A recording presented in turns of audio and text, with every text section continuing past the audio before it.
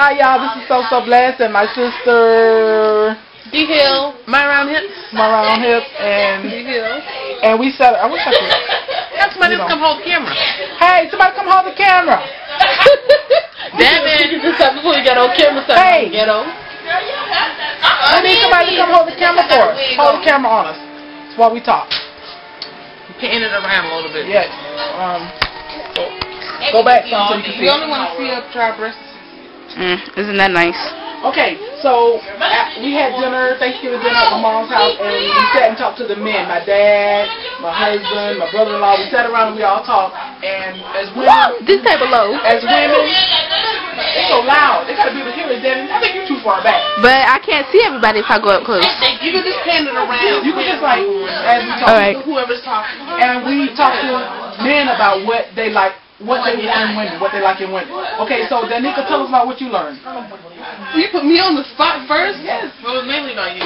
Yeah, I learned that men like women who are flirty first, which was a very, it wasn't a big surprise to me, but it's not something that I am. I'm not flirty at first. And I learned that, even my dad did, that he likes a woman who's flirty at first. Not somebody who's a whore or anything like that, but somebody who's just, you know, friendly and flirty.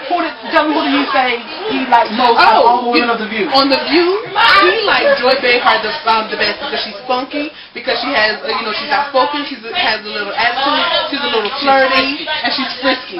And out of all the women, and he never said anything about she was cute or anything like that, or has, you know, the same body. Sherry Shepherd. Right, because she's funny. But he likes Joy Behar because he has all that attitude. And I can see that. And I can see that too, because I like Joy Behar the best too, but for different reasons. You know, I'm a woman, so I kind of like her, you know, for my own reasons. But yeah, so I learned that you have to be flirty and sexy and confident and all that stuff right up front for a man to come up to you and approach you. And also you have to look approachable, not like you're, you know, too serious or you know, too deep in thought or mean or mad or something like that. And one thing that I learned from my dad and from Charles that really kind of confirmed, they both kind of said the same thing. They like women who are outgoing and like people and can like hold your own. You know, like you don't embarrass them in public. You can hold your own in public. Something. You remember how they put it? My daddy said that he likes a woman who likes people and people love her. Right, and because he gets along so well with people, he likes somebody who has that, you know, that same thing where, because he doesn't want it to be like, you know, he's all friendly, but then she's not. Well, down like having charisma. Right, having charisma. And what I was saying is it reminded me of what Paul said about you, because he said you never had a bad word to say about anybody. And he likes the fact that you get along with people and people get along with you. So, is there anything else? Denise, what did you know? I think the most profound thing that my dad said was about the investing in a relationship. Yes. He's like, you know, I think any relationship you have to invest anyway, but any person is worth at least seeing if it'll work, because a lot of times we discount a person thinking, oh, he doesn't know how to dress or he's this or he's that.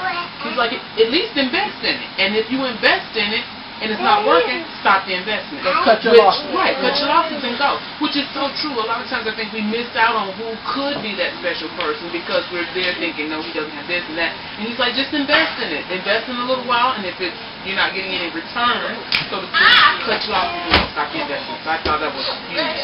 And another thing that I was sharing with them that I had an epiphany from talking to Charles was that as women, we look at how a man appears on the resume.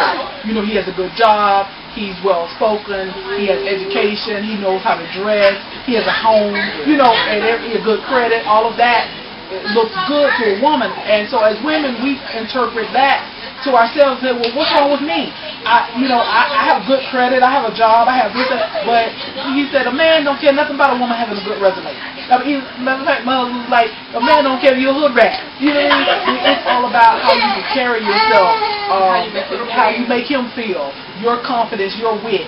you know, and all of those things, and it has nothing to do with what women interpret as having a good resume. And you know what? The thing that is the most confusing for me is so many times you hear people say something about the angry black woman, or either the you know, she's too sassy, she's too this. But every single black man that I talk to, they say, well, man in general, I hear them say that they like this sassy woman who's outspoken and outgoing and speaks her mind. It's like, okay, I need for y'all to make up your mind because I'm really confused right now. But I think they want the sassy woman who's submissive too. You can still see if a woman is submissive or not. Or if you're overbearing with it. Or sassy without anger. Right. You know what I mean? You don't have to. Yeah, you don't have to be angry or bitter or carrying luggage from past hurt just to have sass. And, you know, or to be outspoken or have confidence. You don't have to bring the baggage in. Right. I think those people that overanalyze these guys who say you're the angry black woman right off the bat because you say something, they are misinterpreting what the angry black woman is or what sass is, and they don't. And that's not somebody I would want to be with anyway, because you know they're going to misinterpret everything I say. Well, to kind of close this session out because I only have 10 minutes.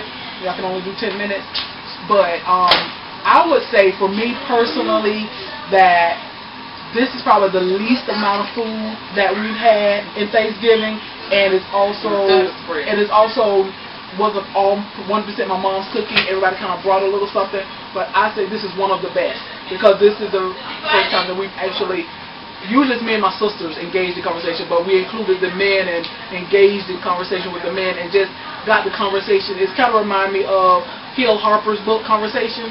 We got the conversation to going about relationship and love. And I think sometimes that they think that we want to be by ourselves. So Daddy go in his room and Charles go far to bed. But that's why I invited him to come back and sit down and talk to us, and I invited Daddy to come and sit down and talk because I want to know. I mean, I'm a single woman, and I think good information for anyone. So what I'm thankful of for is my family and my sisters. I love my sisters. And sorry, Love to Talk Deb, you just left just a minute or two too early. It's their fault. Bye.